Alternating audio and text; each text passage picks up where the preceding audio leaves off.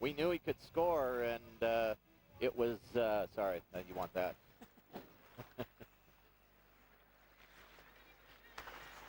So the K's on the board first, as they were against Bloomington here on Tuesday night, and Chaumont his 13th of the season from Milam and Podshendyalov at the 7:20 mark of this opening period. Now the Komets again trying to dial up some pressure. Leo Thomas in the corner.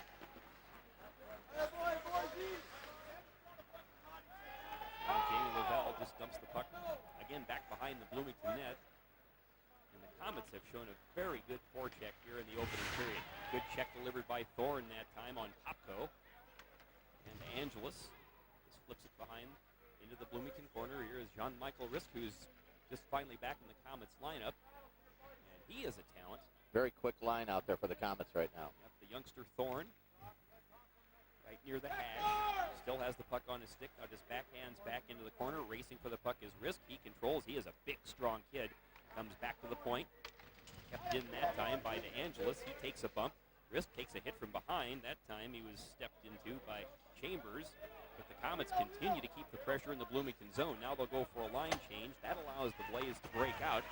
And again, the Komets just clog things up at neutral ice. The Blaze just dump it back behind the Komet net where Boucher blows a tire, but doesn't manage to keep the puck from going any further. And now Schrock steps into his man as Colin Schrock tries to control, but dumped back into the Komet zone.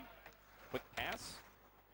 And DeAngelis will go for a line change. Now here's a pass up ahead, and Chris Chambers, trying to weave down the slot, but again, the Komets are there to answer. Here comes Chambers again.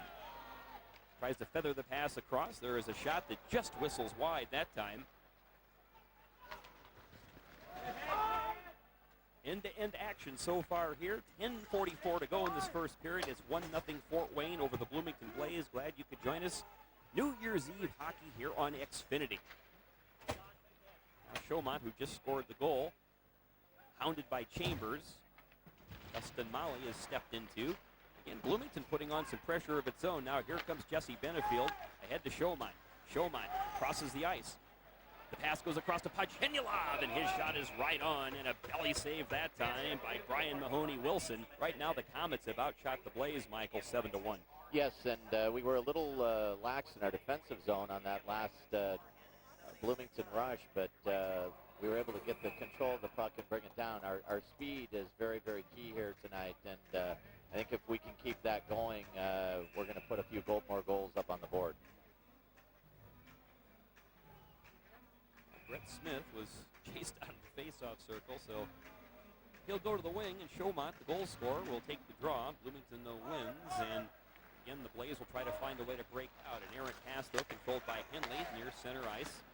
A little pass off the boards. Podshendyalov tries to race in, can't play it, though. Now, again, Henley can't clear. And the puck is pinned along the half wall. Podshendyalov tries to feather the pass ahead. Here's Milam racing in from his defensive position, playing a little offense, but Bloomington clogs things up once again.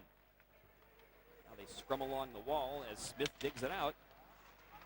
Goes off the skate of a Blaze player. There'll be a delayed offside, and as Smith puts some pressure on, they blow the whistle for the offside. 9:45 to go, opening period here at the Coliseum. A sellout crowd in the house tonight.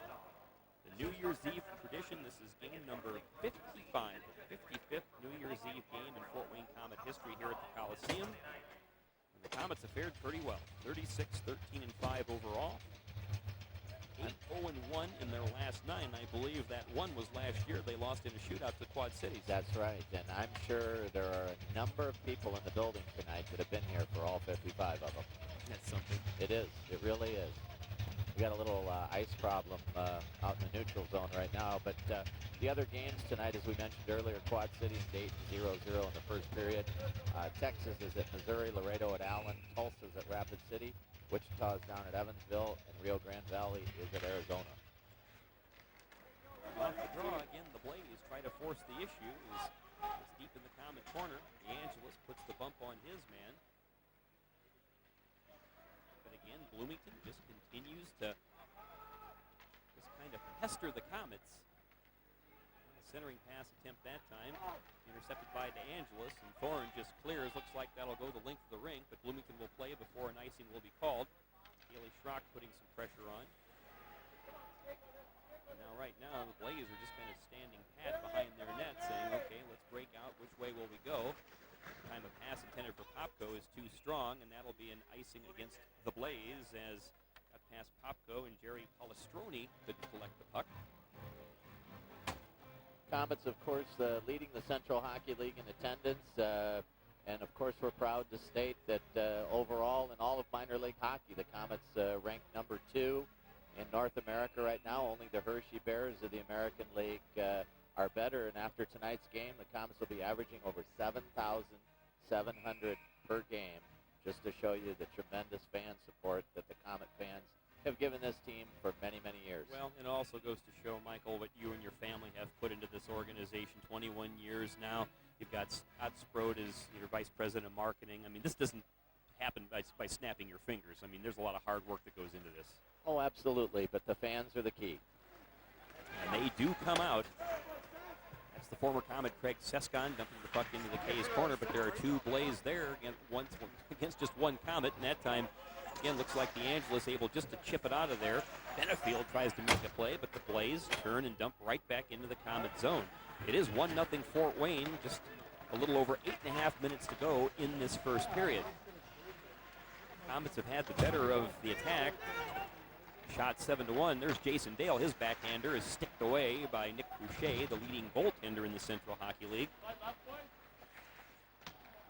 Shot from the point that time off the mark by Doug Krantz, but again, the Blaze are there to pick up the loose change and the rebounds, but Chalk just outmuscles his opponent to get the puck, but the K's can't clear. Now here's Bryant Molly in the corner. Dale comes away with the puck.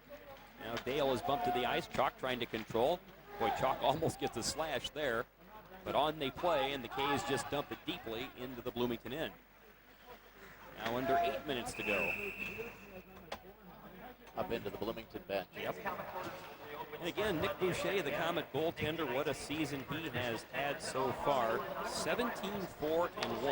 The 17 wins lead the league. His minuscule 2.26 goals against average leads the league. His 3 shutouts lead the league. So they always say it starts from the goal and works its way out, and that has been Nick Boucher. He will be the starting goaltender in the Central Hockey League All-Star game, January 11th in Prescott Valley, Arizona. In a unique format, they'll put together a team of CHL All-Stars, and they'll play the host team, the Arizona Sundogs. Boucher will be the starting goaltender for the Central League All-Stars. K's break out 3-on-2. Here it comes to Chaumont. Fakes the drive, but gets it to Henley, or I should say Dustin Molly, coming right down the slot, but Molly couldn't quite control. One too many passes there. Back the other way, here come the Blaze. Now trying to work his way down is the dangerous John Boris, who seems to always play well against Fort Wayne. Podshendyalov breaking out with Smith. Smith also a Central Hockey League All-Star to Podshendyalov. Podshendyalov spins around, now dumps behind, and there is Smith waiting for it. He's got Milam cruising in from his defensive spot. Backhander right on, and a save that time by Mahoney Wilson. Great play by Brett Smith, controlling the puck behind the net, looking for the open winger, and Milam came in from the defense and got a good shot on goal. Michael, it was pretty evident there that Jamie Milam and Brett Smith have played together before. And look at that great play by Jamie Milam, who was once a Komet, little backhander after he spun around. Yep, they were champions in the Central League last year down with the Boucher Shreveport Mudbugs, and we were very lucky to get them. John Michael Risk controls the draw, comes back. Milam tries, or I should say Lovell tries one shot, missed, and then the second one fires right by the net. Now it's John Michael Risk in the corner. Risk digging along the wall. Kaylee Schrock is there, but intercepted by the Blaze, and here comes Bloomington breaking out. A great poke check that time. The Komets are just playing outstanding defense. Lovell is bumped to the ice that time by Mark Recklish. Recklish, also a former Komet. Now, in 60 years, you're going to have a lot of guys who've worn a Komet uniform. If you play long enough, you're going to end up in a lot of different cities. But the Komets, again, putting on great pressure in the Bloomington zone. Thorne, though, is bumped heavily off the puck. Lovell tries to keep it in, can't, so Risk is there to back up the play. Cross-ice pass goes off the skate of Franke DeAngelis, so the K's will change lines and regroup behind their goal. That time the pass is intercepted, but the shot goes wide. Boucher did pull the blocker up. Kyle Laughlin tries to center, but right there is big Brent Henley.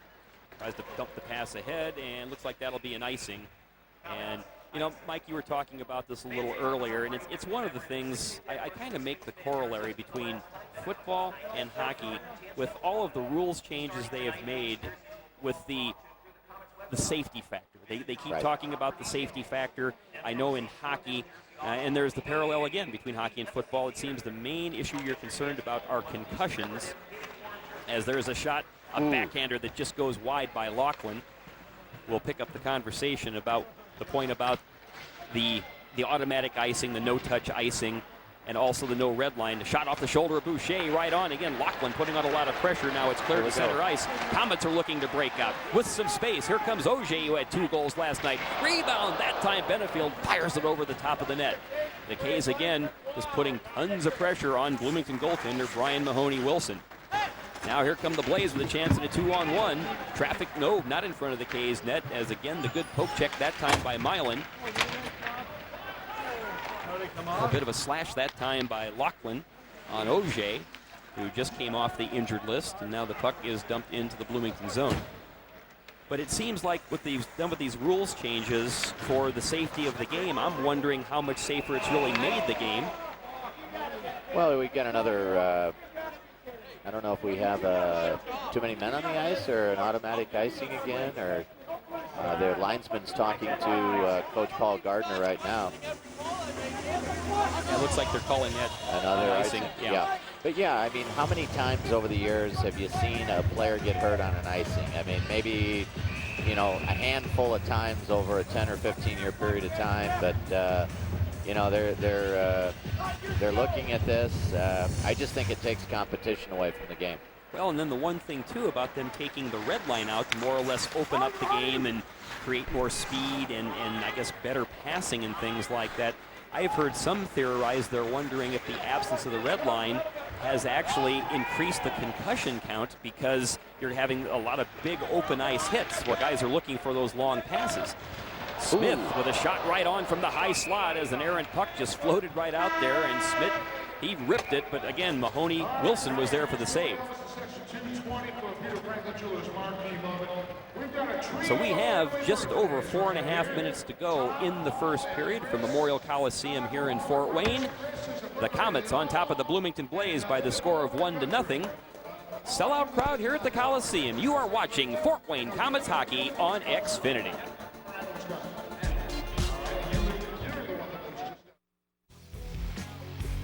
Back at Memorial Coliseum, Michael Franke, Kent Horman on Xfinity 81. Glad you could join us. New Year's Eve hockey here on Xfinity. The Komets leading Bloomington 1-0. And off the draw, the Blaze clear the zone. Bryant Molly gets the puck, fires it across to his brother Dustin, who almost has his pocket picked that time by Chris Chambers. Now Chambers does have the puck, puts a shot on from a bad angle, and Boucher just steers that aside. But again, back in the corner, the Blaze trying to control as Chambers just dumps it deeply again. Dustin Molly, half boards. Oh, a nifty little backhand pass that time, Chaumont. Now Smith ahead to Podshendyalov. Podshendyalov down the slot, but it goes off the skate of the defenseman. A good play that time, as right there to make the play was Palmer. Now again, Jamie Lovell will just flip the puck into the Bloomington corner. Brian Mahoney-Wilson making his first start in goal for the Blaze. Controls. Now along the boards, Bloomington tries to dump to center, intercepted by Podshendyalov. He's onside, his shot just whistles wide. Palmer tries to control behind, hustling Leo Thomas, and the sticks come together, and it chips the puck up into that protective netting behind the goal. And, you know, it's one of the things, Mike, too, we talk about whether it's the no-touch icing, whether it's the lack of the red line. It's one of those deals, again, they're saying the same with football. Injuries, primarily concussions, are happening because bigger, stronger, faster. I still think, though, that some of these rules changes, you get carried away. You, as an owner, have told me you don't like the no-touch icing. You know, to me, if somebody is... Dirty hits are dirty hits. If somebody hits you from behind recklessly, they're going to do that no matter what the rule is. Well, you're not going to get away from that. So, oh, boy. We're not going to get away from the hits, the sometimes dirty hits. But when you have huge body mass of a 6'2", 220-pound guy running into another guy of same weight, traveling at a fast speed, somebody's going to get hurt. Yeah. And that's where, you know, they tried to open up the red line by taking it out to increase scoring. And I think scoring is up like 0.3 of a goal in the last 5 years in the NHL. So that has not worked. And if you look at Sidney Crosby getting hurt when he ran into his own guy, what were they doing? They were cycling out in the neutral zone, and at a high rate of speed, they ran into each other, and he got hurt again. Face off in the Bloomington zone, and Colin Chalk is once again chased out of the circle. So the rookie Chris Auger, who has fit in very neatly with this club, had a pair of goals last night. Milam with a good play to try to penetrate the zone, and he attempted to pass it across to Auger, and it was poked out. Henley fires the puck back into the Bloomington zone, but the Blaze clear. Milam chips the pass off the boards. Benefield again dumps it deeply in, and Auger pursues. And that time Doug Krantz tries to clear and does to center ice. A lot of neutral ice play as we wind down to 2 minutes and 40 seconds to go in this opening period. The Komets on top of Bloomington 1-0. Now Auger leaves a little backhander for Milam, who comes across to Benefield. Benefield with speed. Now comes along the wall, centers right in front, but Auger can't get the stick down. And the Komets are putting a lot of pressure right now on the Blaze between Colin Chalk, Auger, and Benefield. Now the K's will go for a line change as the Blaze look to break out.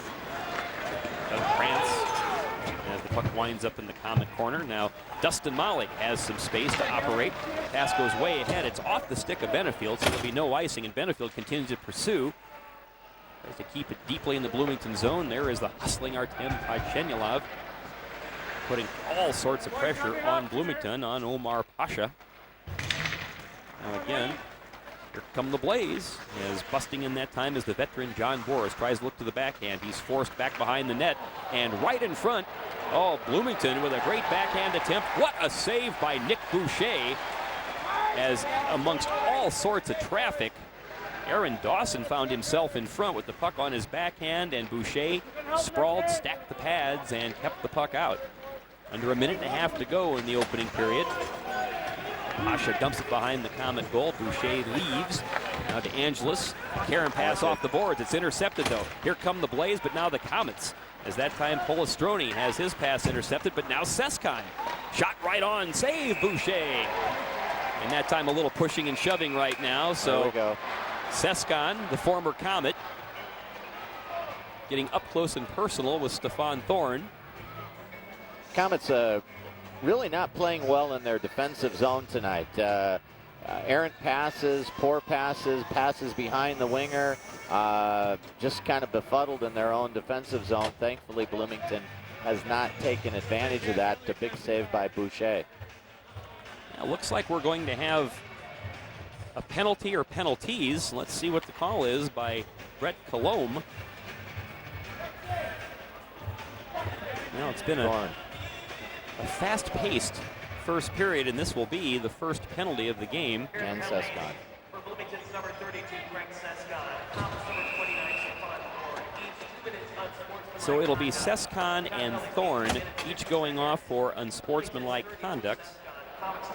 At the 18:50 mark, I actually think, Mike, that's a little ticky-tack, considering nothing really happened out of that. But I agree, and he sent him off to the locker room, too, so he doesn't want anything to get stirred up here. That probably is, that's probably Colombe's way of saying, okay, you've been playing hockey, so we'll keep it that way. Minute to go in the period. Just what the fans want. Yeah, most fans do come out to see teams mix a little. That seems to be as much of a tradition as the New Year's night. Henley pounds his man heavily to the boards as steal. Polistroni takes the hit, but here come the Blaze. Centering pass. What a great save again by Boucher.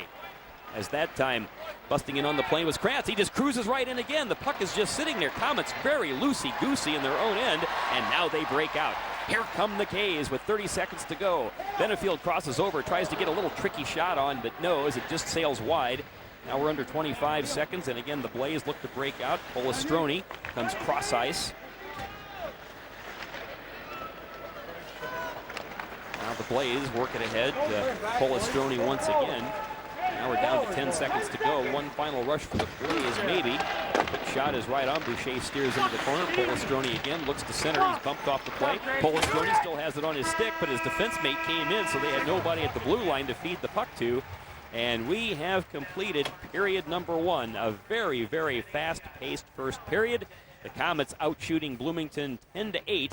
And the K's have the lead as we have completed the first 20 minutes of action. It is 1-0 in favor of the Komets. We're through one. You are watching Komet Hockey on Xfinity.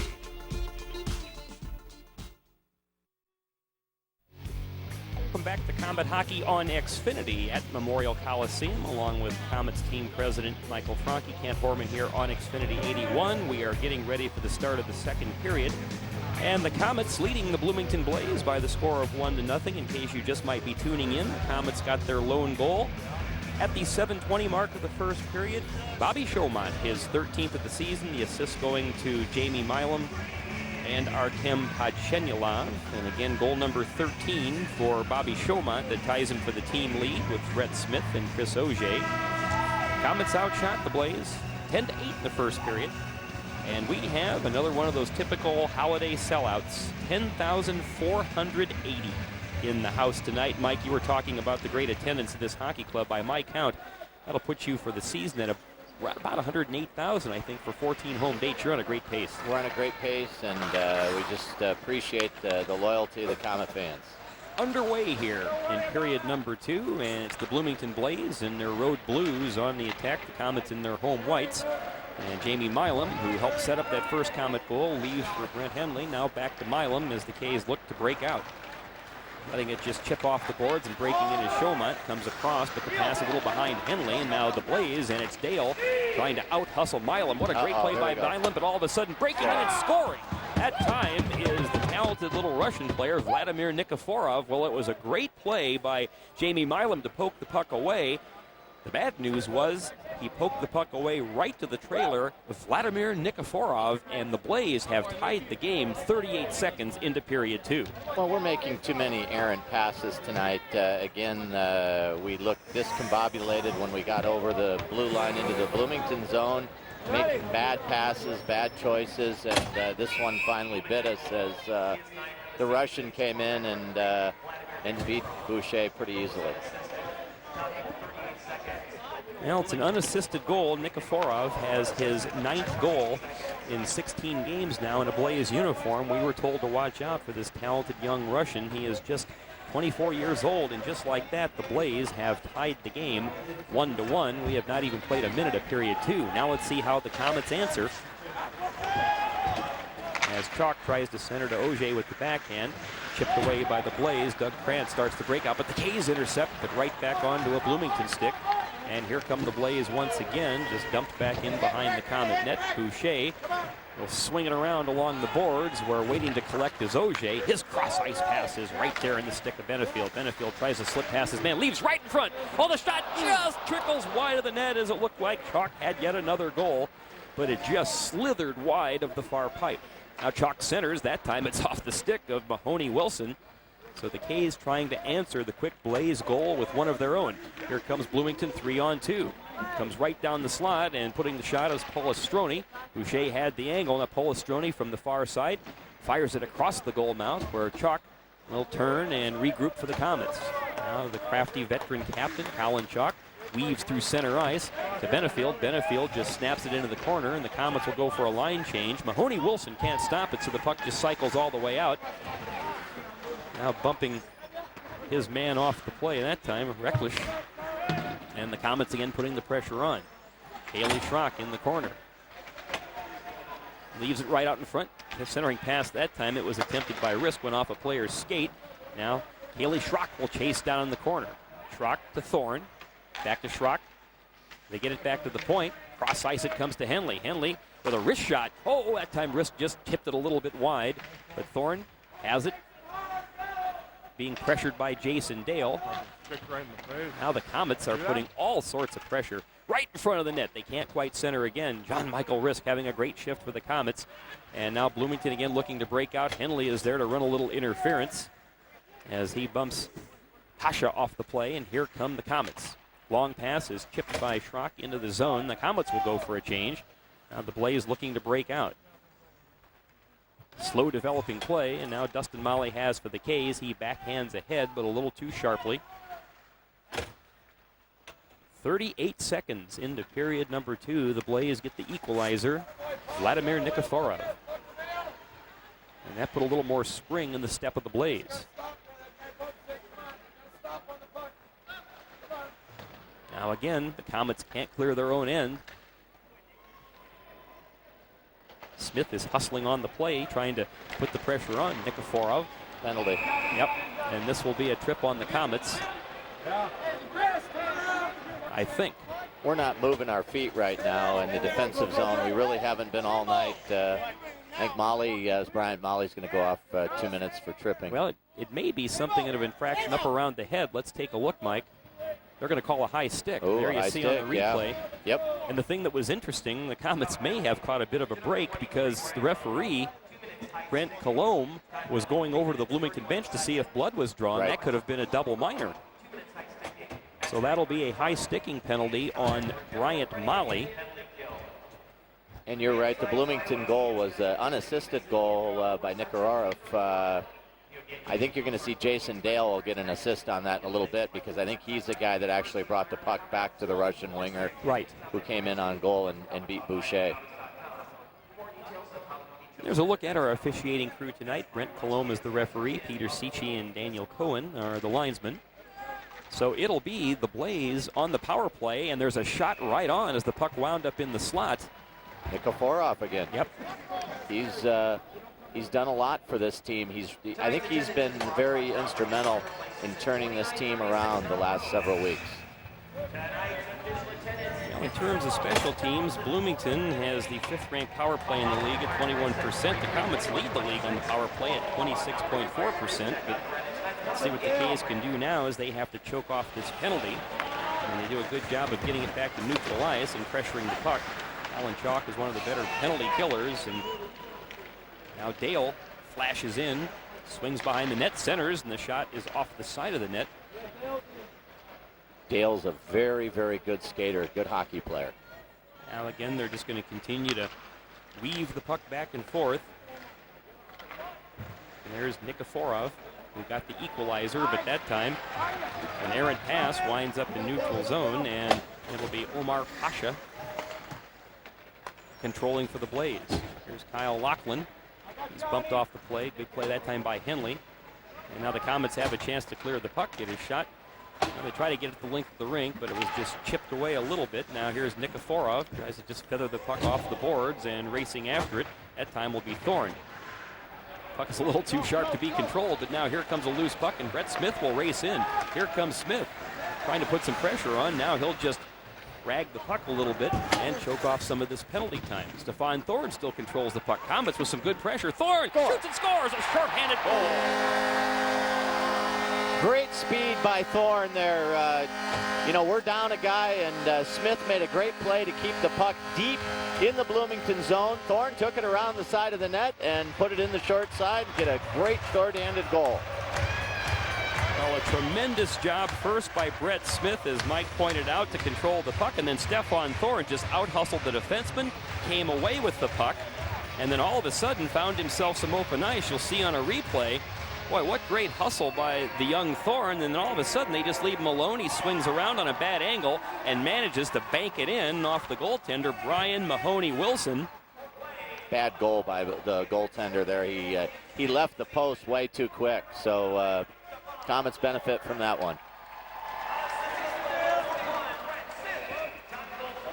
Smith gets an assist, and at the other end, Boucher will make a save. So Stefan Thorne, his 5th goal, and this one a shorthander. Smith gets the assist. It comes at 4:50, and it puts the Komets right back on top by the score of 2-1. They still have 27 seconds of power play time to choke off for Bloomington. Well, the Komets, Smitty made the play there. He controlled the puck and his great skating ability, and he threw the puck deep into the zone.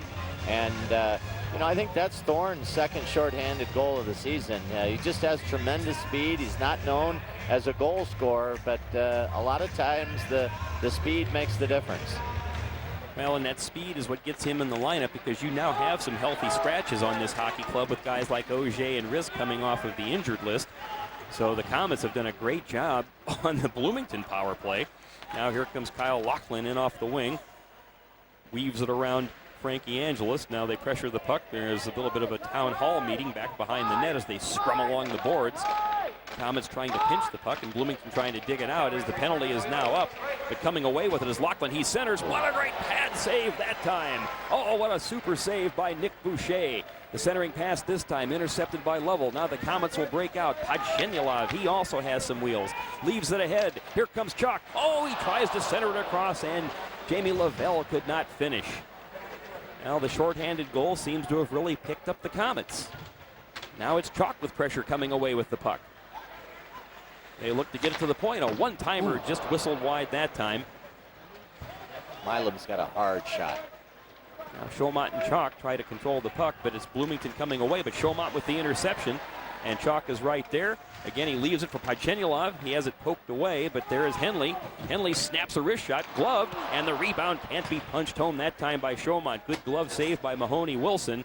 That'll be cleared the length of a rink for the icing. And again, boy, Mike, how quickly things turn. They give up kind of that tough goal 38 seconds in to tie the game. They find themselves down a man, and then just the raw hustle of Stefan Thorne not only helps on the penalty kill, but they get the shorthanded goal. The momentum has swung right back to the Komets. Yes, it has. The energy that Thorne and Smith brought out on the penalty kill seems to be infectious to the rest of the team now. Let's see if we can get a couple more and bury these guys. There's a look at the rush the Komets had with Colin Chalk trying to center to Lovell. Now, Komets are just a little bit offside. And looks like there'll be a timeout on the ice. But again, a little bit more of end-to-end action here as we pick up the pace in period 2. As the Komets on top of Bloomington by the score of 2-1. There's a look at the veteran coach of the Komets, Al Sims, who has 4 championships behind the bench as the Komets coach. Komets will have another series of home games coming up after this one tonight. This is the final of 2011, the annual New Year's Eve game, but the next home game is Friday, January 6th when the Dayton Gems come to town. That'll be an 8 o'clock face-off. Big weekend next weekend for the Komets. We played Dayton all 3 games. We played home Friday night on Marathon night, then go down to Hara Arena on Saturday, and then Sunday, Dayton comes in for a 5 o'clock start, which is the first scout day of the year and Colin Chalk bobblehead day. Oh, I'll have to get here early for that. That's right. That'll be interesting. 3 consecutive games against Dayton. I bet that third game ought to be a dandy.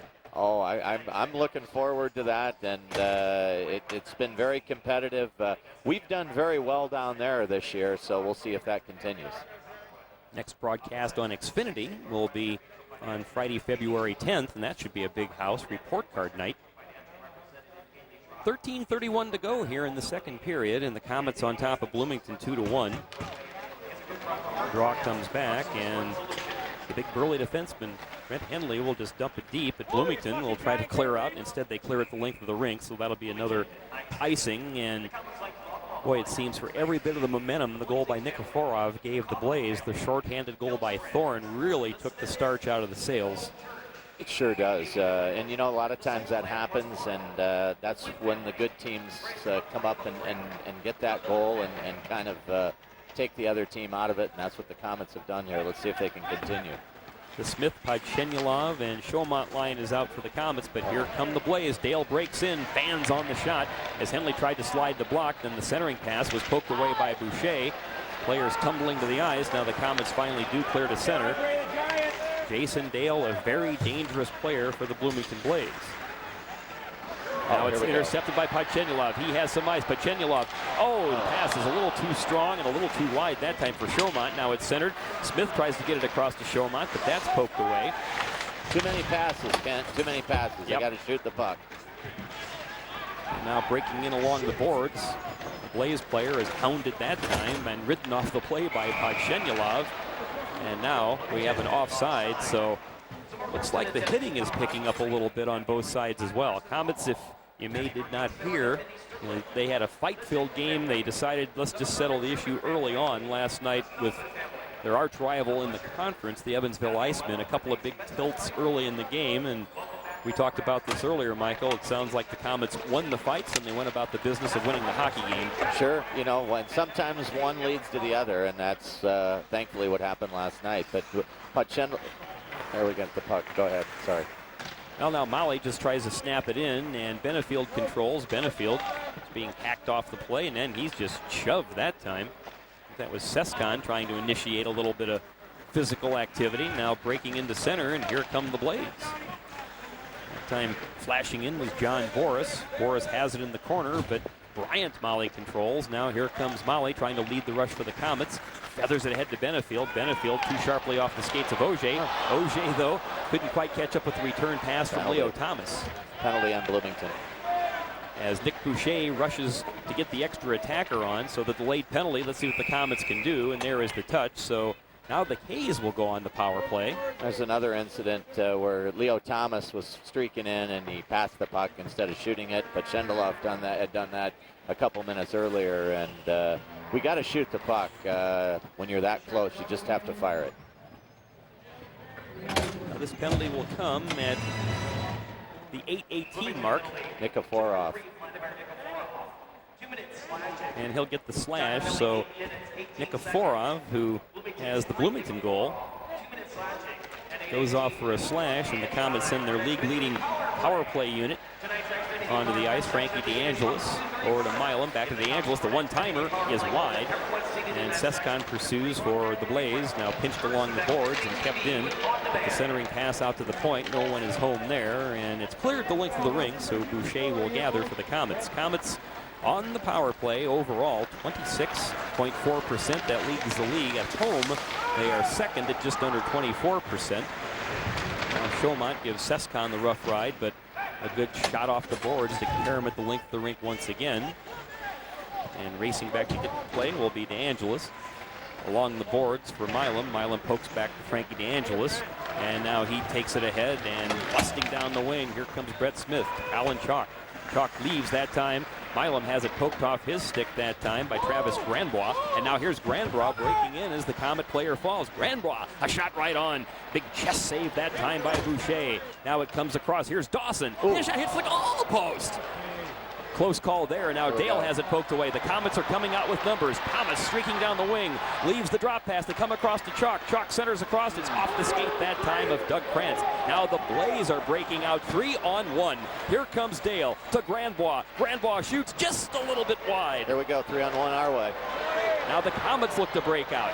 Still 30 seconds in the power play. Milam fakes the shot. Oh, a great pad save that time as Milam with the double pump first faked the shot, then let it go. But Mahoney Wilson kicks it away. End-to-end action. Boy, this has been a very quick period, too. We're already halfway through it. Still 20 seconds in the Komet power play. Streaking in, Auger lets the shot go. Gloved that time by Mahoney Wilson. And we have 9 minutes, 57 seconds to go. And it looks like it's Schrock. And they're trading him right now. There is the big fight that everybody was looking for. Looks like it's Schrock and Sescon. They are going to go. Ooh. Not that long ago, former teammates.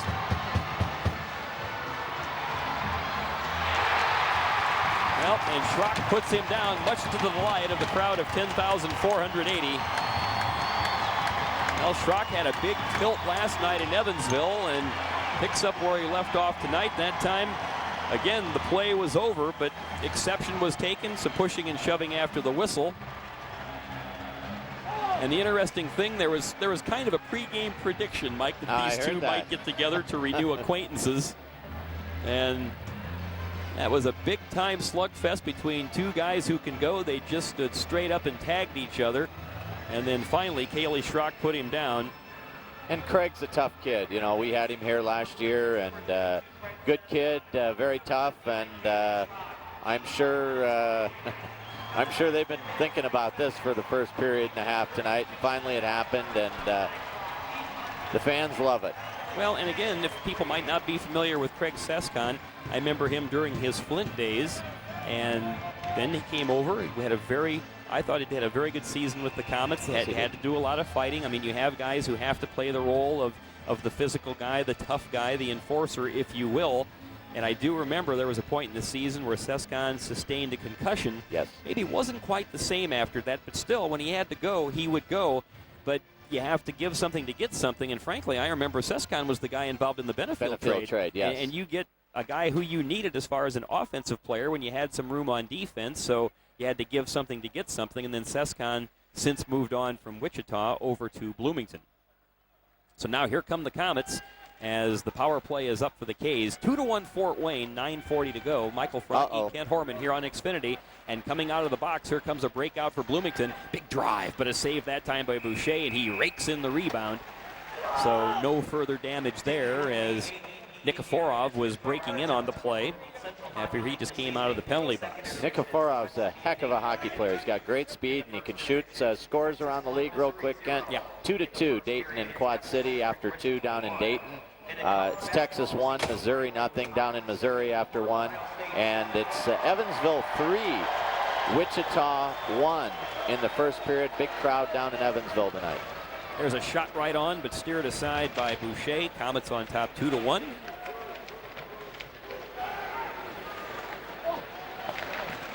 Oh, a shot that just whistles wide that time as Omar Pasha let it fly. Boucher with the big stretch save, and the puck just wide. Now the Komets are offside.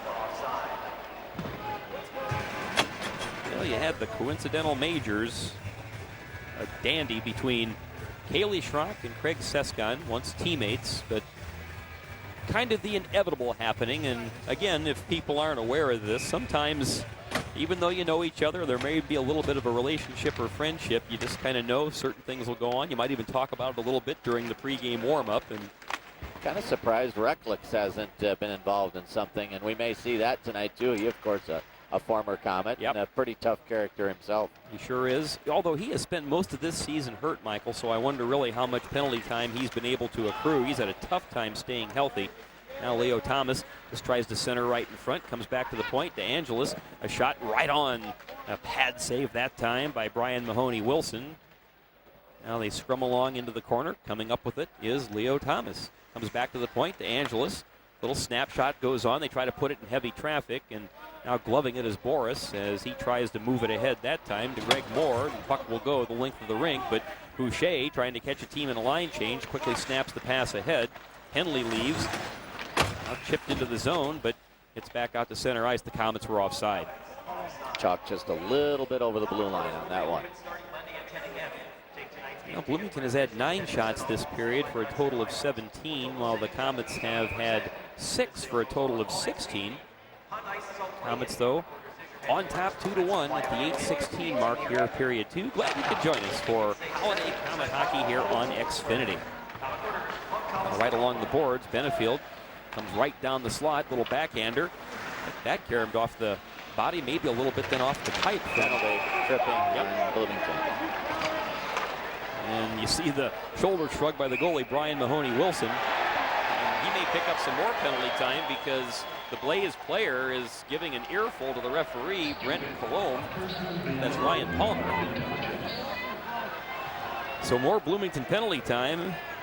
Here you see Benefield as he tries to turn, and well, I can see why Palmer's upset. It looked like, quite frankly, like Benefield just lost an edge. He so did. Yes, you're right.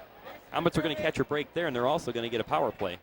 It's a 4-minute penalty. 2 minutes tripping, 2 minutes unsportsmanlike conduct. Tripping and unsportsmanlike for the extracurricular verbiage to the referee after the call. Yep. So Ryan Palmer has given the Komets a 4-minute power play, and the K's have a chance to break this open with 8 minutes and change to go here in period 2. Now Milam controls, takes the return pass. Now the one thing the Komets want to do is control the puck and really set up shop and go to work in the office. Now Colin Chalk along the wall. Back to DeAngelis. Chalk comes to DeAngelis. Now right over to Milam. Milam at the circle, tries to center, too much traffic, and the Blaze able to clear, winds up on goal, so Boucher will steer it away and leave it for Franke DeAngelis as the Komets recycle, and they break out with 7.5 minutes to go. Colin Chalk with some speed, leaves for Smith. Well, a carom pass that time, winds up at the side of the net. Chasing down is Smith. Smith at the hash, now comes back to DeAngelis, to Milam. Milam comes top of the circle, comes cross ice. Now Colin Chalk. Chalk comes along to the hash. Now in the corner, right behind to Smith. Smith in his office. Comes out to Chaumont, who has a goal tonight. Chaumont spins. Right now it's Bloomington playing the box defensively. We're just kind of standing around right now. Now Chalk looking for somebody to center to. Comes back to the point, DeAngelis. Milam with the one-timer, and it just whistles wide. He has a cannon of a big slap shot. Now here comes Smith in the corner. Milam sneaking in at the side of the net, tries to chip it in. No, it just goes wide. Racing after the play is Chaumont. Komets methodically working the power play. Chaumont spins away that time from Zanutis. Now it's come back to the point. DeAngelis fakes. Here's Chalk right to the slot. Oh, Chaumont shot is steered away. Comes back to the point. One-timer by DeAngelis. That caroms wide. Komets putting on a ton of pressure. Here is Smith. Smith coming to the other side of the net. They come back to the point. DeAngelis has some space. Franke thinks about it. Now he comes across to Chalk. Chalk at the top of the circle. Up high to DeAngelis. DeAngelis over to Milam. Milam tries to snap it in front. Right there in the goal mouth. And spinning that time and clearing is Krantz. The Komets, can they keep it in? No. Now racing over on the play. DeAngelis is bumped off. Little face washing going on. DeAngelis takes a punch, and Chaumont will step into his man. So, tell you what, tempers flaring a bit here. Let's see if the Komets end up taking the penalty on the retaliation. I think Franke may be getting the penalty here. We'll have to wait and see. Now, looks like a Bloomington player is headed for the box.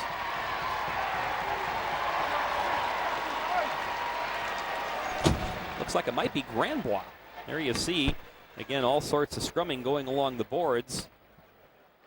So it looks like Travis Grandbois is going to go in. This would give the Komets a two. Now they're going to take both. It'll be Grandbois and it'll be Chaumont. Yeah, it was Chaumont. I guess they're going to give him the penalty for coming in at the last second there. But there's still 1:59 to go in Ryan Palmer's original penalty, so the Komets will still have the man advantage. It'll come at the 13:58 mark, and there you see the coach, Paul Gardner, of Bloomington, not happy with that, but it'll be coincidental roughing calls. Grandbois of Bloomington, Chaumont of the Komets, each for the rough at the 13:58 mark, so the Komets still a little under 2 minutes of power play time. We've got a lot of speed out there right now with Thomas, Podshendyalov, and Benefield. And Auger. Now here's Podshendyalov, leaves it, and Benefield controls, comes back to Lovell at the point. Lovell now back along the wall to Benefield. Good to see Jesse Benefield healthy again. Now Auger just lets the puck come to him, leaves for Leo Thomas, goes over his stick. And the Komets just under a minute and a half of power play time. This is 5-on-4 hockey. Now Lovell, as they come across, that time the high shot is off the mark by Auger. Komets still controlling in the Bloomington zone. They come across again. Auger snaps it up high, and making the play and the save that time is Brian Mahoney-Wilson. He's played very well in his first game for the Bloomington Blaze, as we mentioned earlier, coming over in a trade with Missouri just in the last week. And Ryan Palmer, who's in the penalty box right now, spent some time up in the American League here in the last couple of weeks, I believe, with Peoria. There again is a good look at Paul Gardner, former NHLer, coach of the Bloomington Blaze, who after a terrible start have come on lately. Bloomington, though, has the worst record in the Central Hockey League at 9-17-2. That so far they've played the Komets awfully tough this season. Got another penalty on the Komets. I think we're going to get a holding. Now, all of a sudden, Brent Colomb has become a little whistle happy here in period two. That will come at the 14:54 mark. It'll be Colin Chalk going in. Yep. So Chalk will go in. So for the next 1:03, it'll be even strength, and then Bloomington will have the power play. Chalk goes in for interference, again at the 14:54 mark. So now the teams will be playing 4-on-4 for 57 seconds.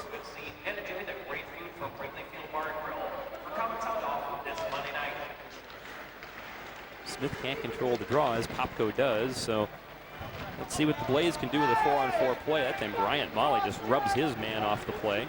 And here come the Komets looking to break out. Podshendyalov with speed, chips it ahead, and he tries to get past his defender Doug Krantz, but can't, so Krantz whirls behind his own goal, and he'll break it out. So here comes Krantz, the big defenseman of the Blaze. Crosses center ice, pass goes ahead, almost an offside. Looked like it. Yep. Missed a lot of them last night, or 2 nights ago at the game here. Missed 4 or 5 offside calls. Well, there's one right there as Zanutis could not keep the puck from crossing the blue line. So Again, some 4-on-4 hockey right now. 4 minutes, 32 seconds to go in period number 2. The Komets on top of the Bloomington Blaze by the score of 2-1. And the combatants from the fight, Kaylee Schrock and Craig Sescon, have served their penalty time, so they go back to their respective benches. Well, again, next weekend, the Komets playing at home Friday night against Dayton at 8 o'clock on Marathon Night, and then a week from Sunday, tomorrow, Dayton again. Well, we've got time out here at the Coliseum. The K's lead 2-1. This is Komet Hockey on Xfinity.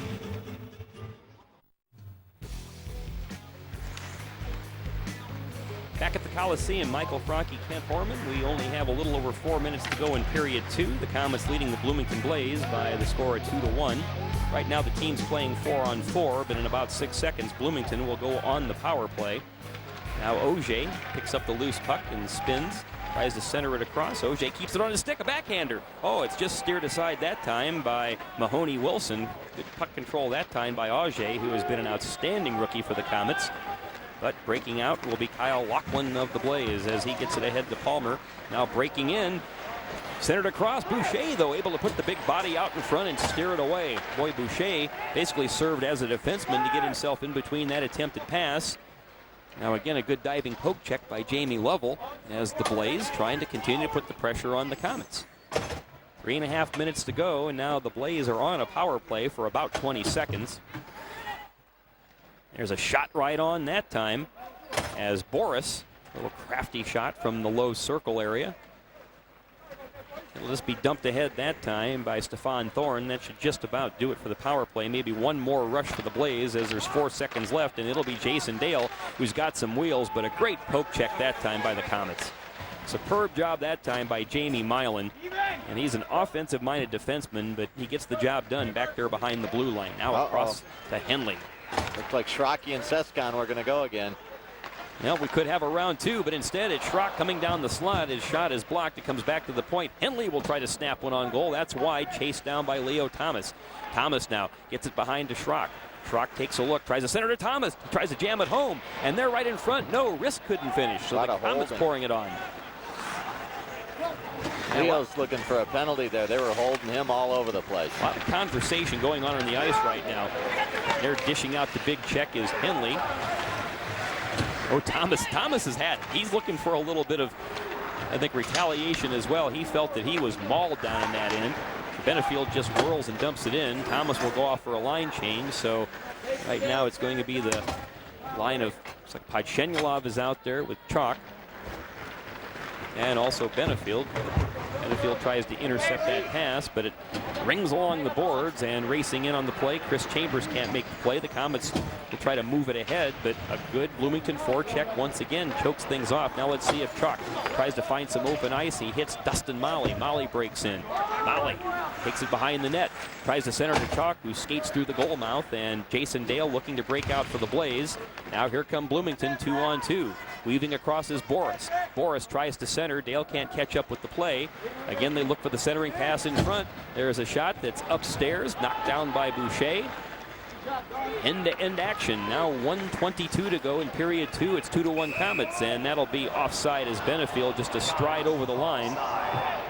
As he took the pass, fans don't think so. I'm not sure Benefield thinks so as well, but their votes don't count.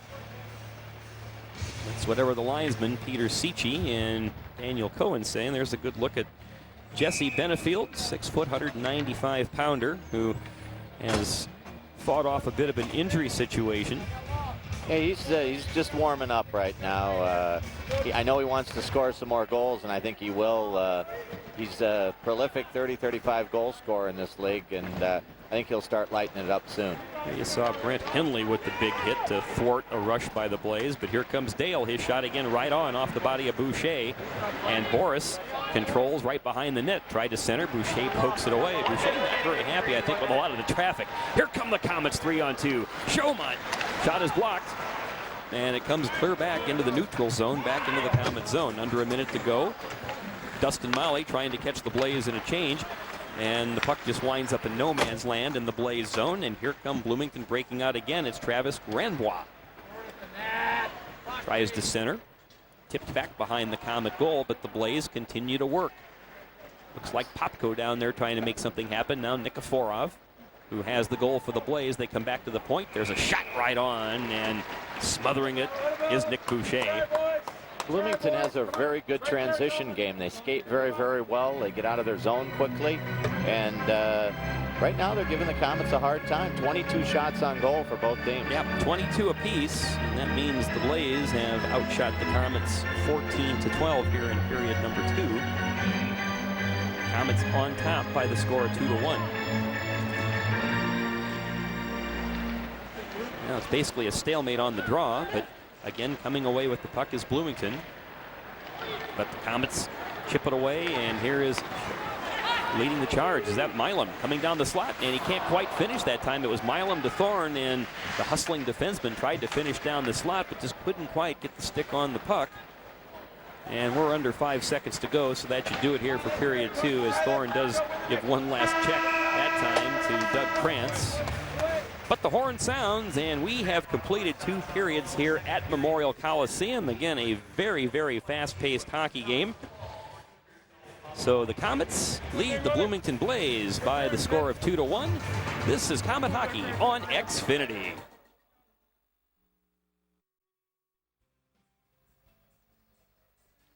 Back at Memorial Coliseum, Komets team president Michael Franke, Kent Horman here. It's hockey night in Fort Wayne on Xfinity, and as we prepare for the start of the 3rd period, the Komets lead the Bloomington Blaze 2-1.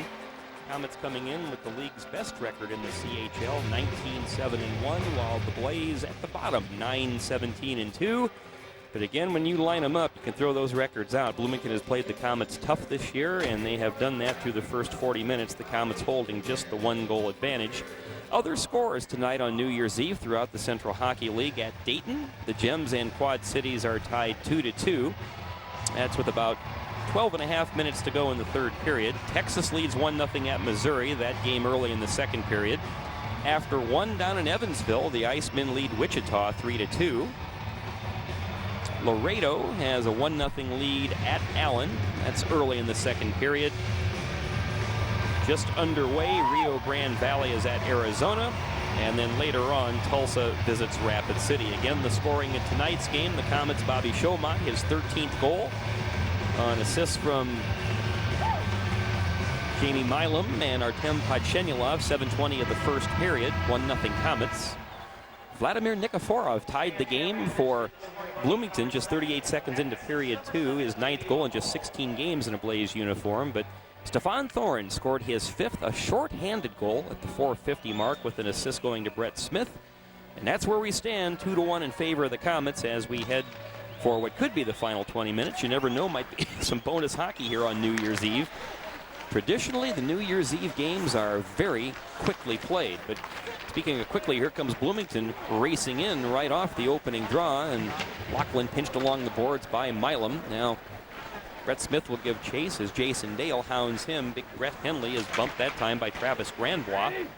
And Lachlan tries to center in front as Dale was flashing across the side of the goal mouth. So some early pressure by the Blaze, choking off the Komets in their own end.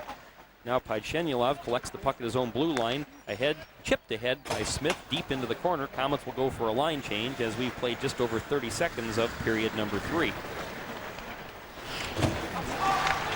Benefield intercepts the attempted pass that time by Palmer. Komets keep it in the zone.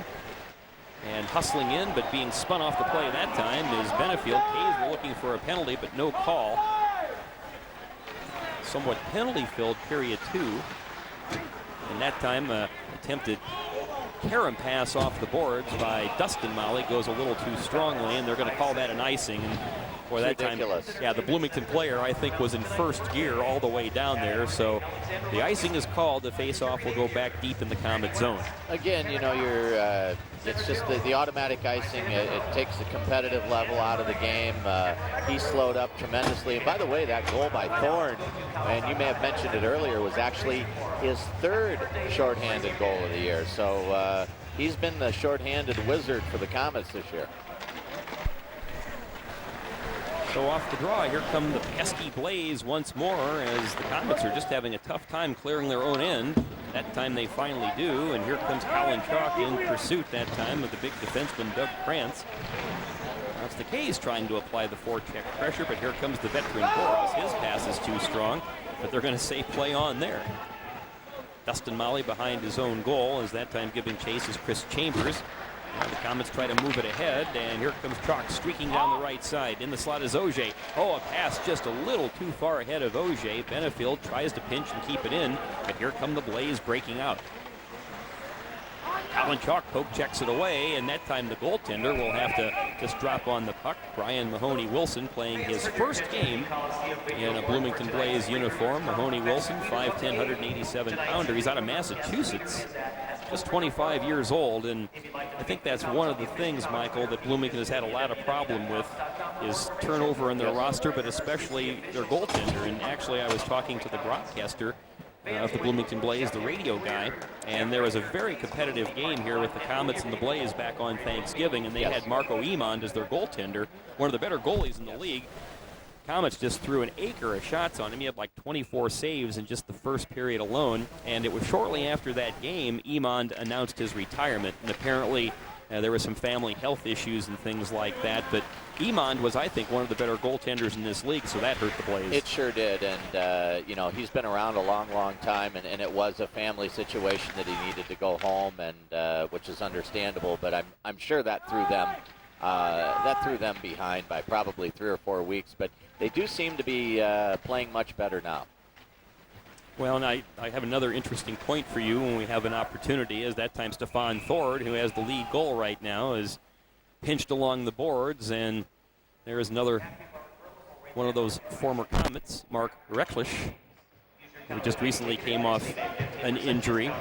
But it was that Thanksgiving game I actually helped out for Bloomington Radio on that broadcast, so I've managed to get to know the Blaze a little bit, and I was down talking to their equipment manager, and I said, look, I said, I've seen guys on this team. I like Jason Dale.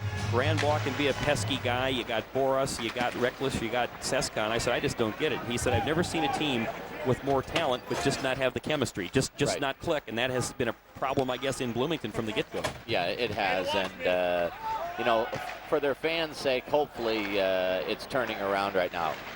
They had a good crowd last night. They had about 3,600 in Bloomington. Unfortunately, they lost the game, and it'll be interesting to see here in the third period. Komets have played, this is 4 games in 5 nights, to see what we have. Schrock with a shot right on, and it's gloved that time by Mahoney-Wilson. Well, the flip side of that coin, and I'll never forget this when I first met Al Sims, and hard to believe that this will be the 19th anniversary of that 92-93 championship.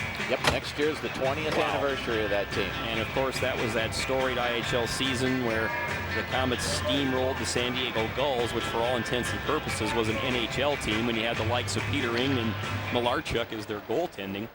But the one thing Al Sims always preached, and I'm sure you do as an owner as well, you have to put together a team. Sure, it has to have talent, but it has to have good chemistry, a good blend of character, and the guys who get the job done, and that is, I think, one of the staples of Komet hockey. Now, Podshendyalov gets the stick applied to him by Jason Dale. Chaumont having a collision behind the net. On they play, and the K's try to center, but again, a lot of players clogging up the play behind the net. That time, Podshendyalov given a rough ride by Dale. And there is a pass that's too strong for Henley, so here comes Bloomington breaking in, and it's Grandbois, but Grandbois is bumped hard off the play that time by Milam. Good hustle that time by Jamie Milam, who now leads the breakout for the Komets across to Chaumont. Back to Milam. He lets it go past his skates to the speedy Podshendyalov. He spins at the hash. Now just feathers it into the corner for Smith, who chips it over to Chaumont. Chaumont with some space, tries to center it high. Gathered in that time by Podshendyalov, who's just rubbed off the play by Grandbois. Now Chaumont again controls. Back behind his goal and cycling out is Smith, and good reach that time by Dustin Molly. He just flips a wrist shot on goal, and it is smothered that time by Mahoney-Wilson. 25 shots on goal for the Komets, 22 for Bloomington as we played about 4 minutes of the third period. Komets, we got a road game Tuesday night in Bloomington. We go back over there on Tuesday night. So on January 3rd, the Komets will hit the road. So it'll be a busy week again next week for the Komets. Well, it just seems like this time of year, Mike, games have really been piling up. You're talking about this being the 4th in 5, and the Komets in a stretch wrapping up December, heading into January of 8 games in 13 days. That's an awful lot of hockey. Now Chambers is just knocked to the ice by Bryant Molly as he tries to cut through the slot area, and here come the K's breaking out. It'll be the big brother, Dustin Molly. And he gets it ahead, but that should be an offsides, as that time Benefield had his skates over the blue line and took it off his stick on the other side, so the offside will take the face-off outside the Bloomington zone. You know, you talk to the players, and even Nick Boucher, who knew coming into this season he was going to carry the bulk of the goaltending load. And by the way, if people might not be aware, the rookie Alex Kangas, who started in last night's game, I noticed that he only played a period. Turns out that he injured a hip that he has a history of an injury with, so Nick Boucher had to finish that game, and Kangas unavailable, so Al Sim's son, Tyler, is the backup goalie tonight.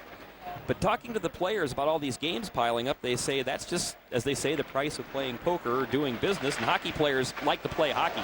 A shot right on, Auger couldn't direct it home.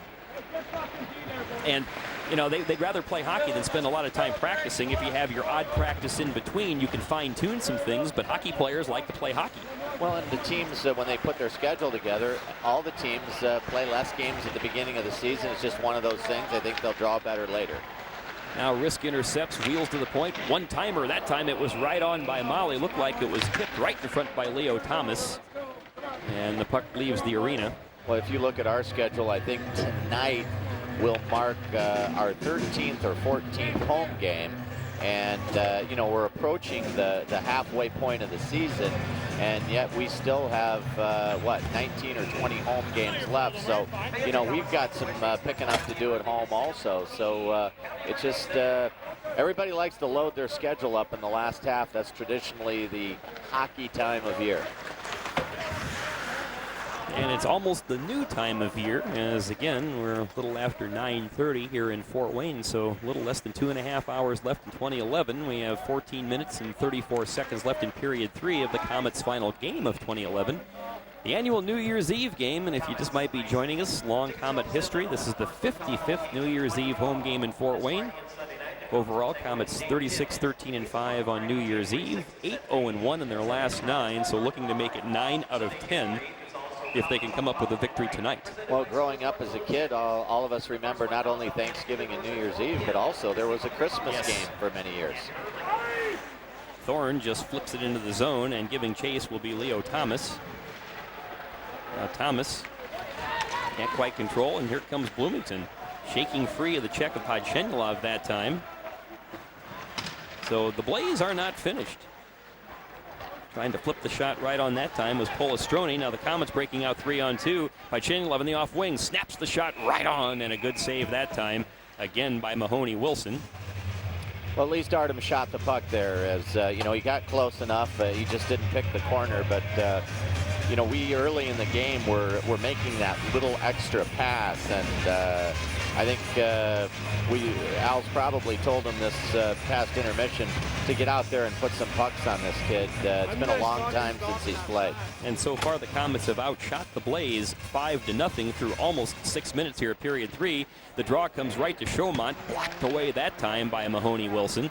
So the Komets are stepping it up as they're trying to get a goal to pad that lead. But here come the Blaze breaking out 3-on-2. Granbois on the right wing, given the rough ride by Milam. Kept alive by Lachlan as he tries to come out from behind the net. Milam and Granbois joust. Now the puck comes free behind the goal. And trying to control is Brett Smith, but he is just pinched off the play by Lachlan. Now Henley just dusts his man to the ice that time, and big Brett Henley takes over. That time looking for a penalty was Granbois. Puck is too strong, and there's the old icing again, the no-touch icing. And well, that was not Brent didn't make a real good play there.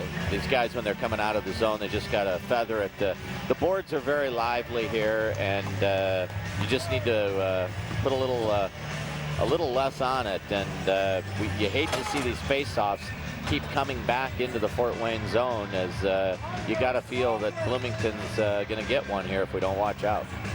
You talk about that January 3rd date. That means the Komets will have played the Blaze 3 times in 8 days. So from the familiarity breeds contempt department, Henley smacks it off the boards, and there's another one. That'll be another icing. Well, you know, there are those who subscribe to just take care of the puck. If you control the puck, then it's pretty tough for the opposition to do anything as far as scoring.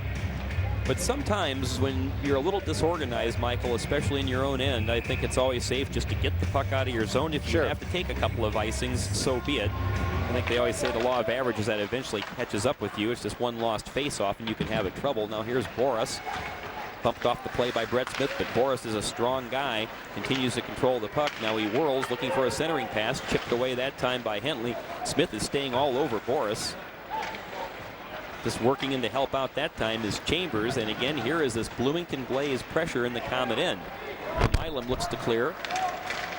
Comes out, spinning around to collect the puck. That time is Podshendyalov, just dumps it in, and the Komets going for a quick line change. Bloomington trying to catch them. And Boris right along the boards. It comes into the high slot, spinning around. There's a drive, and it's blocked that time by Dustin Molly. Good time for Molly to put the big skate out in front. Now it's a deflected play that time by Nick Boucher, and it's kept in at the point that time briefly by Nikiforov. Now the Komets trying to break in, and a loose puck right in front. First there's a save. Now spinning Auger. It's blocked away by Mahoney Wilson. Komets putting on a ton of pressure here in period 3. Palmer tries to ring it around the boards. Nikiforov starts the breakout and gets it ahead to Palestroni. Will be bumped off the play by Bryant Molly. Brother Dustin Molly tries to control the puck in the corner, can't. And now Jerry Palestroni working for the Blaze, but this pass is deflected by a Komet, and that will just squirt all the way into the Bloomington zone as we now have 11 minutes, 50 seconds to go in period 3. Well, that time Popko trying to get something started for the Blaze. Kaylee Schrock comes ahead. Leo Thomas in the off wing working on Palmer. Now Leo spins around, loses control of the puck. Palmer just wheels right in front of his own goaltender, and here come the Blaze. Palestroni crosses center ice, feathers the pass ahead, and now busting in on the play. The Blaze controlling in the Komet corner. Zanudis trying to make something happen in front. Wild play, and the Komets puck is right there, and Boucher will just poke it away. There's Recklish with a big step in on a Komet. Now hustling is Lovell. Komets are really struggling to get the puck out. Recklish dishes another check. There's a wild play that can't be cleared as Krantz has his shot blocked by Schrock. And again, the Bloomington Blaze, a tremendous forecheck, putting a load of pressure on the Komets, who can't clear again. Grandbois with a shot right on. Great save, Boucher. Komets try to clear. It's chipped ahead. Here is Stephon Thorne with speed. Now Thorne will back it off a little bit. He goes 1-on-2, so he'll just dump it into the Bloomington corner. And collecting is the defenseman, Doug Krantz. Now the Blaze will try to come up with another line change and another odd man rush. Here come the Blaze as, Henley just buries his man in the corner. And I think that was Jason Dale, and Dale taking exception to Henley. Henley says, I'm here if you want me. But meanwhile, here comes Chaumont on the off wing. Tries to shake free of Pasha. Comes across Podshendyalov. Shoots up high, and it's right again into the chest of Brian Mahoney Wilson. Well, the Komets continue to pour on the pressure. They have outshot the Blaze for the game 30-24, and they lead by the score of 2-1. We've got a timeout here at Memorial Coliseum. We are in the third period, and the Komets lead the Bloomington Blaze by the score of 2-1. Komet hockey on Xfinity. It's fun to watch a funny show, whether you're at home or on the go. It's fun to catch up on the twists they're talking about. It's fun to watch new movies right away. They're on demand, not on delay. If you're through with satellite, come on and shout. It's fun for you. It's fun for me. Come on, everybody, do Xfinity. Come on, everybody, do Xfinity.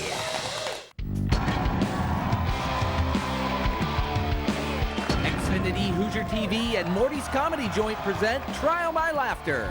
Over 30 comedians compete for cash and prizes. Hit your on-demand button on your Xfinity remote right now.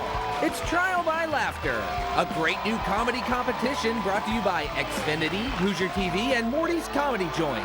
Don't miss it. Hit your on-demand button on your Xfinity remote right now.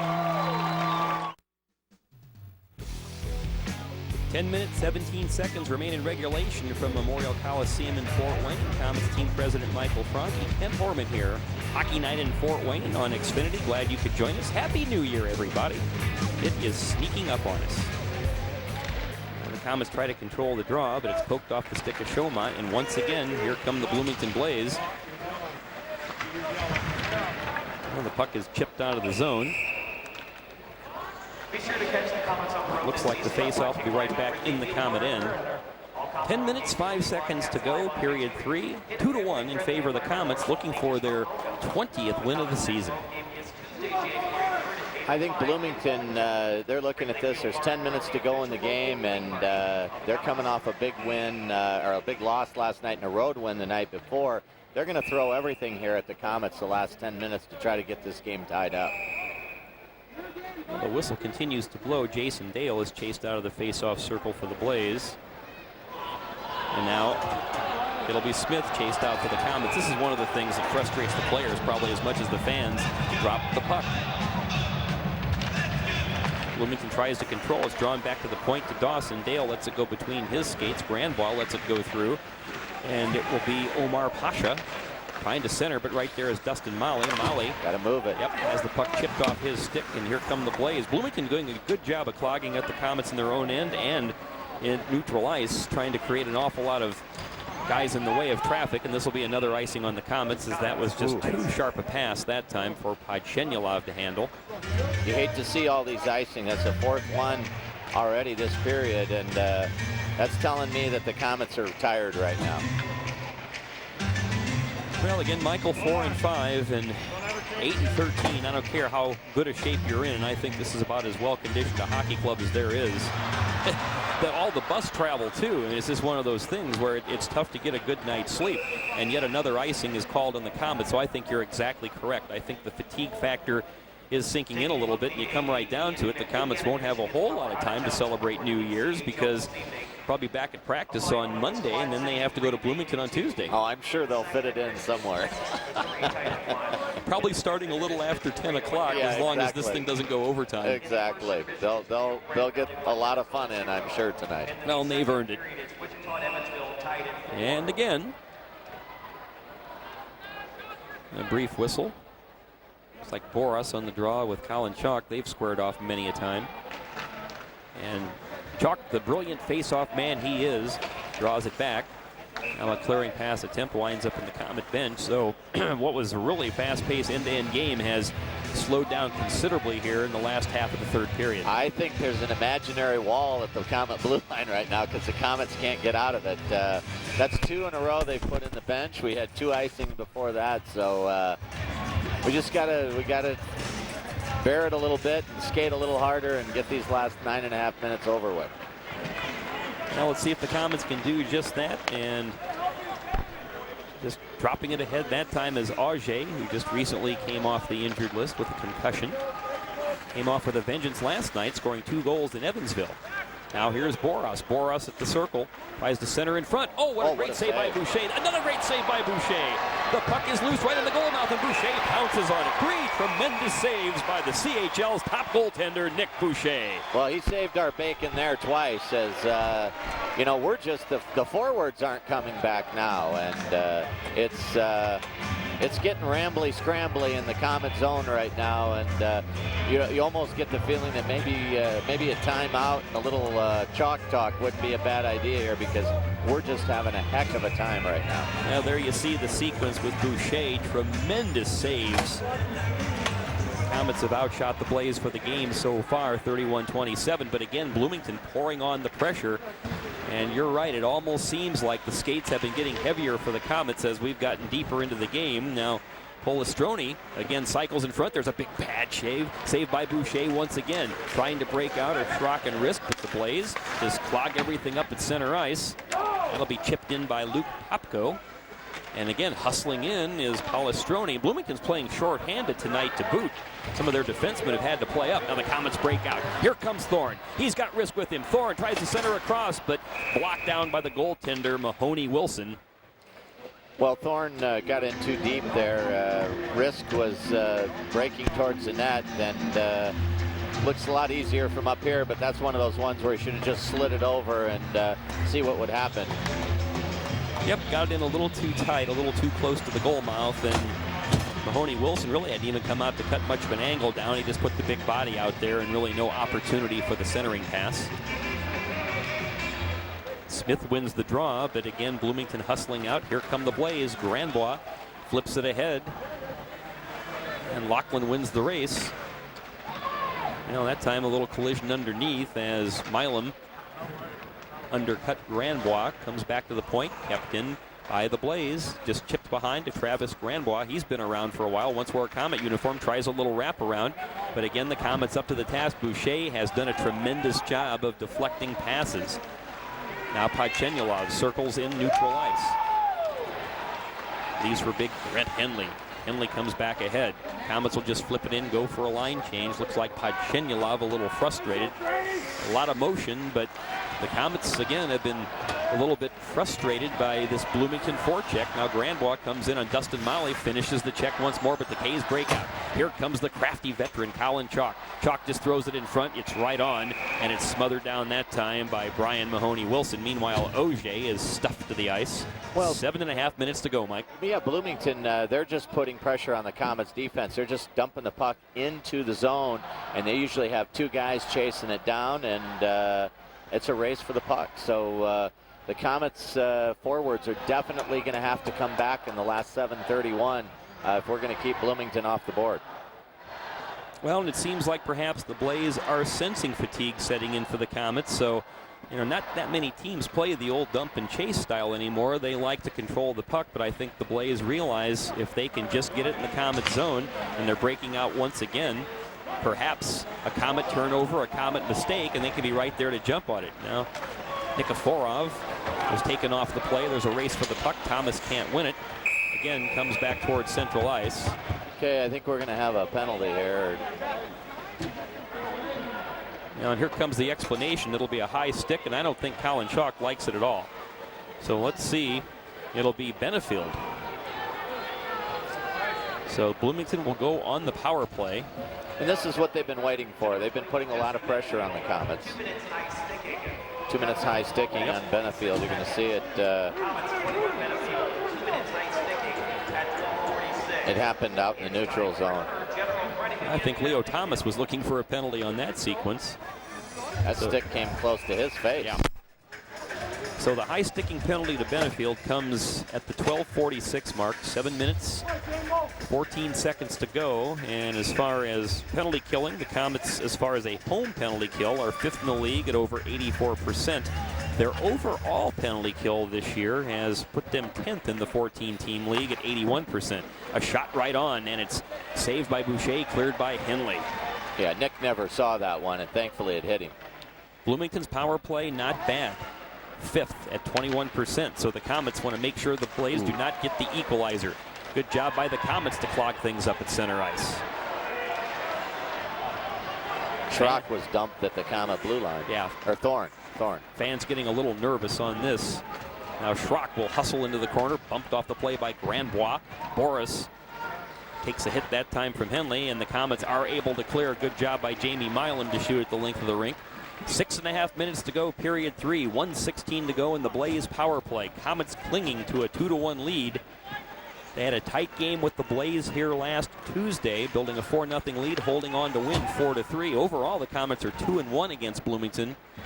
The games have not been easy. Komets again try to clear.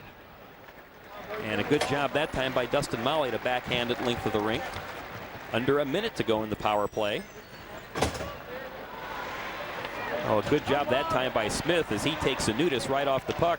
And that is what you love about Brent Smith. He is just one of those guys who is always a hustler, a former captain of Boucher Shreveport, knows what it takes to be a CHL champion, and he hustles end to end. Now Dustin Molly's going to lose the puck. Yep. He's holding on to the puck way too long tonight. And it's Leo Thomas now against Doug Krantz, and Krantz will bump Thomas off the play, but the Komets continue to choke off a lot of this power play time for the Blaze. Down to 16 seconds of power play time left, and here come the Blaze breaking in, trying to create traffic in front. There's another big save by Boucher. Now Pasha at the point, comes cross ice. The Blaze trying to set things up for somebody in the slot. 4 seconds left in the power play, and it'll be Benefield to hustle back out. There's a shot right in front. Another one. It whistles wide, and then Smith will break out for the Komets, who have a 2-on-1. It's Smith and Risk. Smith off the wing. Smith tries the center, and it's deflected that time by a Blaze player right in front. 5 minutes to go in regulation. Komets hanging on to the 2-1 lead. They do a good job choking off the Bloomington power play. Auger now chasing Omar Pasha. Trying to spin out is John Boris. Komets are just looking now to run some time off the clock and keep it deep in the Bloomington zone, but the puck clears the arena. 4:44 to go in regulation, and the Komets on top 2-1, and looks like we'll have one of those media timeouts, Michael, which is good for the Komets because they can kind of get some fresh legs out there. We need to regroup. It's tough. Komets lead 2-1. This is Komet Hockey on Xfinity.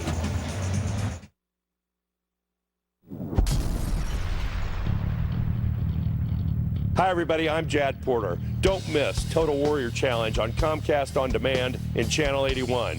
It's excitement you can't get anywhere else.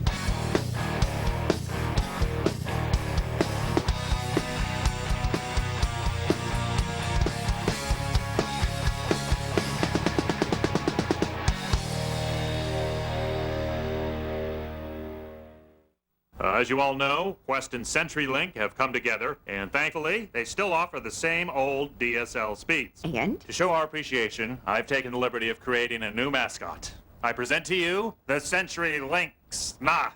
Half snail, half sloth. It's really slow. What about Slail? It's got a nice ring to it, no? We're going with Sloth.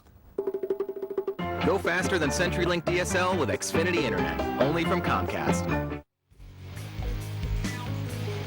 Well, Saturday night has been a good night for the Komets. Actually, when you're 19-7-1, most nights are good nights. But on Saturdays, the Komets are 7-2 this year, including 4-1 at home, looking to make it 5-1 at home and 8-2 overall on Saturday. But here come the Blaze. Bloomington wants to have something to say about that as we approach 4.5 minutes to go. And the Komets try to clear the zone, and they do, and a good cross-ice pass to Chaumont. He has one of the K's goals. A big drive goes wide. Podshendyalov hustles it down. There's a penalty. And he is tripped to the ice, and that will be a power play for the Komets. That is exactly what the Komets were looking for, and it'll go against the veteran John Boris, it looks like. Yeah, he knows he's got to go off for that one. That was a bad penalty on his part. Podshendyalov went into the boards very hard. I think he's favoring his leg a little bit right now. Hopefully he's okay. But big power play here. If the Komets could get a goal here, they might be able to salt this one away. So John Boris, 2 minutes tripping at the 15:38 mark. Komets go on the power play. Chalk is out there to take the draw. So the K is looking for perhaps a power play tally to salt this one away. Chalk does win the draw. Smith chips it back to Milam. Milam's got that huge cannon from the point. They send it in front. Oh, that time a little backhand attempt. And it just goes a little bit wide off the stick of Chalk. Now again they try to center, but nobody home. But still the Blaze can't clear. Hustling is Chaumont. So the Komets now a little more spring in their step with the man advantage. But here come the Blaze breaking out. Jason Dale. And now the Komets, Milam thwarts the play. Now it's dumped toward the Komet goal. Boucher controls, just wraps it around. Milam pays the price, takes the hit, but now the Komets will recycle. And here comes the breakout. Knocked to the ice that time is Smith, but Milam controls, slips past one Blaze defender. Doug Krantz, though, steps into that play. Milam keeps it in, but can't find Smith in the corner. And now the Blaze will clear to neutral ice. Komets collect, and they're going to just start all over again. Here comes Chaumont. Chaumont with a big shot. It's off the shoulder that time of Mahoney Wilson. And run around the boards, busting in on the line change to keep it in play. That time is Auger. Komets now setting up the power play. 3:14 to go in the third period. That time the shot is blocked, and here come the Blaze looking to break out. Well, fortunately, Bloomington needs a line change. It's dumped deep into the Komet zone.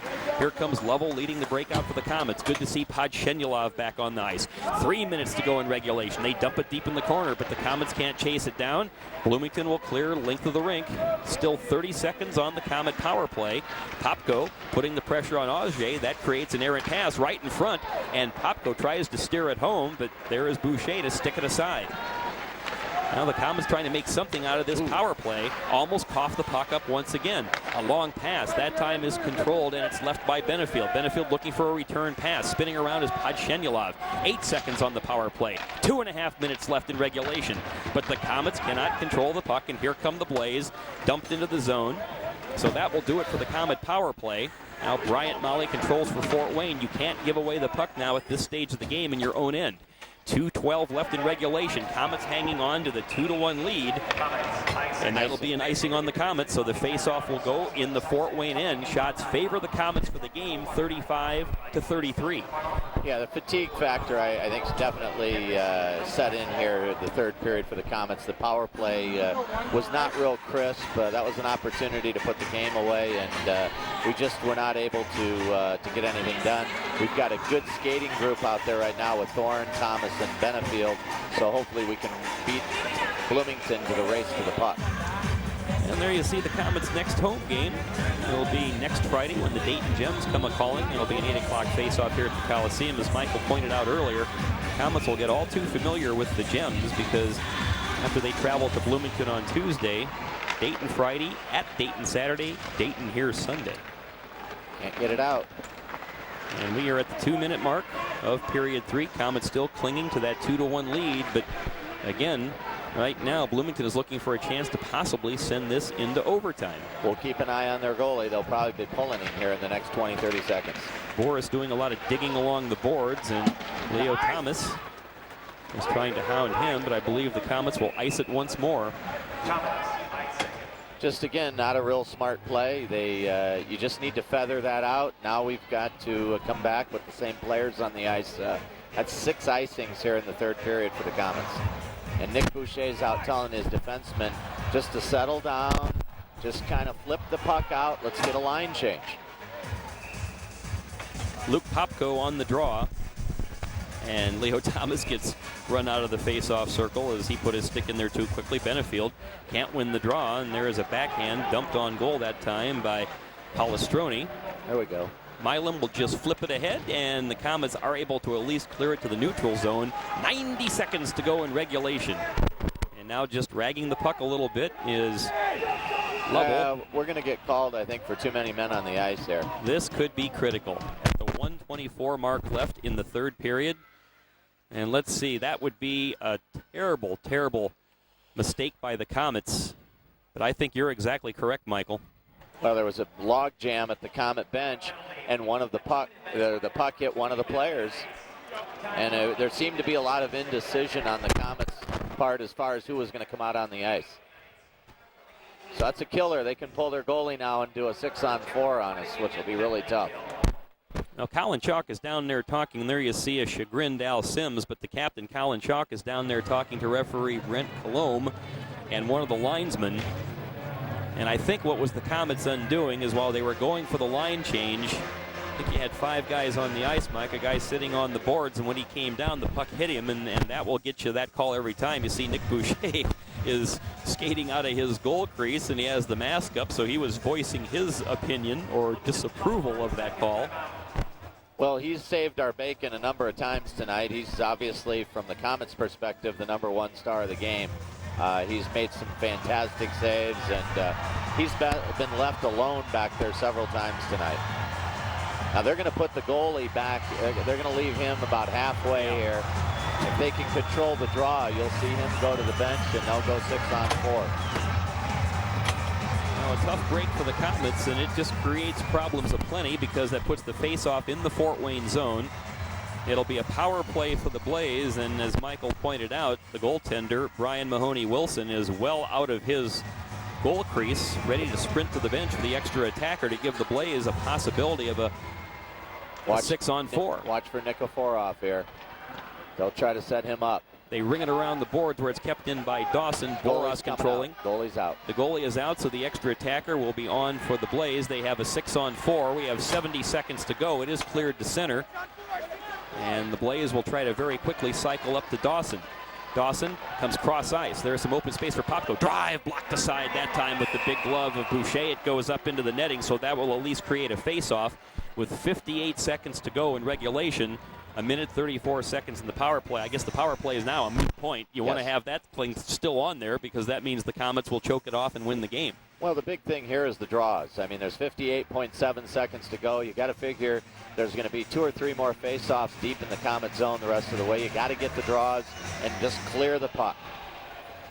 Komets come out with a line change, and it'll be, well, it was going to be Jean-Michael Risk, but it looks like they'll change that up. And, yep, this is the guy who went out there for an important face-off, the captain, Colin Chalk. And Chalk, well, doesn't quite come away with it. The puck winds up in the slot. It's loose in front. Poked away that time as it's the big man, Henley, working on it. So there's a big scrum down there. Leo Thomas giving his man a rough ride. The Komets are happy just watching the clock tick down. Bloomington can't dig it out and get their power play set up with a 2-man advantage. Komets looking for just one more clear. The Blaze trying to set up the power play. They ring it around behind the goal. Centered in front. The shot is right on. Save by Boucher. A huge save by Nick Boucher.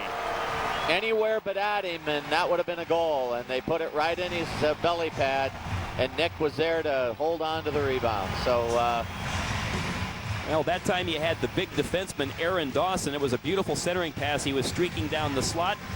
And again, he didn't really pick a corner or anything. No. Tried to do the one-timer, and he shot it right into the body of Boucher. So a huge, huge save by Boucher.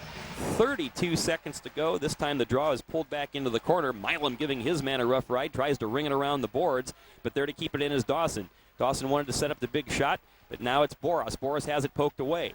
Henley tries to give his man a rough ride. Drive from the point, kicked away by one of the Komet defensemen. Can they chip it out? Here comes Milam. Milam gets it ahead. Komets looking for an open net. Can they get it on the open net? No, it's deflected away. Less than 10 seconds to go. Maybe one last chance. Deep in the corner. Will time run out as Dale tries to center in front. He fans on it. 2 seconds. 1 second. A shot is steered aside, and the Komets win.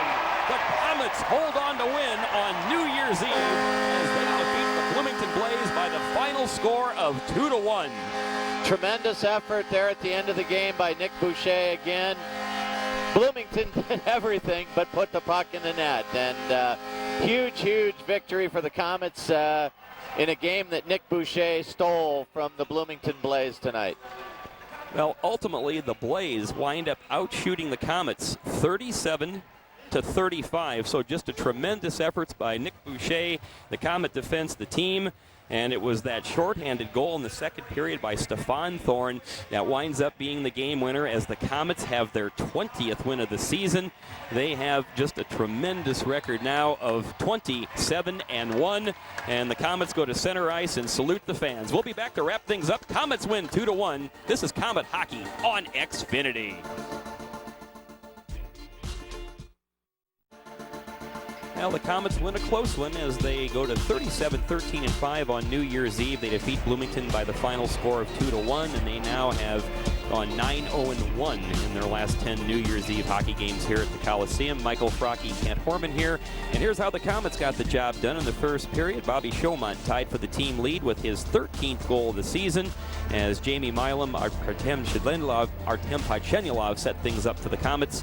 And then in period number 2, it was a shorthanded goal by Stefan Thorne as that proved to be the game winner as the Komets were killing off a penalty, and good play by Brett Smith, and then just the hustling Thorne. There you see the first goal as Chaumont with a good little shot on the short side as he flipped it past the goaltender Brian Mahoney-Wilson. So team president Michael Franke, your team right now sits 27-1 for the season. Top of the heap not only in the Turner Conference, overall in the Central Hockey League.